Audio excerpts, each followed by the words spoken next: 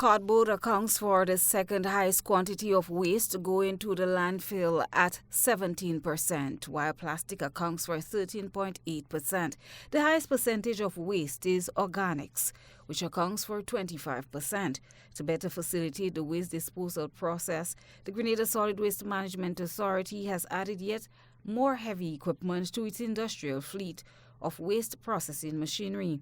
The authority this week received an industrial cardboard and plastic waste baling machine, which was financed under the Organization of Eastern Caribbean States, the OECS, Rimlet project. The baler will be used to compact and package plastic and cardboard products for shipment off island for recycling purposes. The Grenada Solid Waste Management Authority strategic plan, which is aligned with the United Nations Sustainable Development Goals, has a heavy focus on waste diversion, with a target of 80% waste diversion by the year 2035. GSWMA's investments in waste processing equipment is intended to establish the enabling environment to encourage the creation of businesses that deal with waste through integrated waste recovery. Lyndon Charles, Grenada Solid Waste Management Authority's ICT and Integrated Resource Waste Diversion Manager, said baler is valued at $321,000. He describes this investment as a step in the right direction. Grenada has a positive outlook in terms of the direction we're going and the leadership that we're looking to exhibit in the region in relation to a minimal waste environment and recycling on a whole.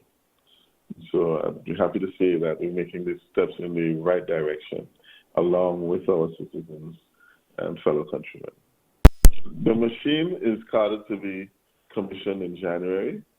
In terms of opening to start to receive at full scale, we have various initiatives we have to undertake at first, that being stakeholder consultation, as we are looking to implement various resource capture mechanisms, such as possibly the tipping fee, which is carded for the commercial sector. So yes, the commercial side of things is where initially we would look to recoup a large bit of the cardboard. Charles said staff will be trained and additional personnel hired to execute the process. He explained what will happen to the waste material after it's baled. The bale in this case will be containerized and exported. Okay. And part of the value chain of that would be to recover funds if possible to continue the recycling. The outlook for the Solid Waste Management Authority, as we have the landfills coming into less than 2 years of operational state, is to find ways to divert various resources or materials out from the landfill, and in some cases for export. And while doing that, like stated, the due diligence for cost recovery and savings, both to the authority and then by extension the general public.